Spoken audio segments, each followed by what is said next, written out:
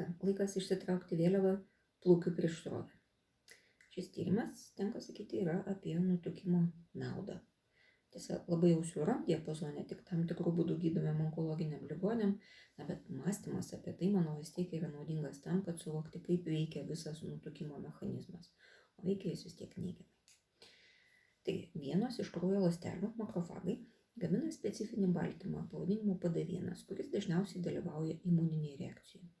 Jei organizmas yra nutukęs ir serga vėžiu, sakau organizmas, todėl kad tyrimas vis tik atliktas su pelėm, tai daugiau šio baltymo yra gaminama būtent su augliu susijusiuose makrofaguose. Tai lyg ir formuoja auglio imuninę sistemą.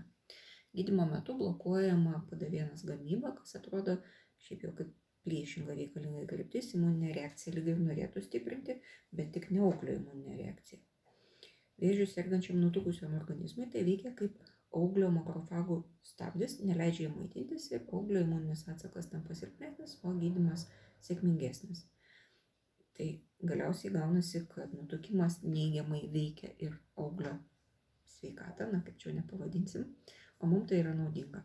Ironiška, kad nutukimas savaime yra vėžio rizikos veiksnys, bet kartu tai gali būti ir vėžio gydymo sėkmės tikimybę didinantis veiksnys. Nesirkit. Taikos ir ramybės.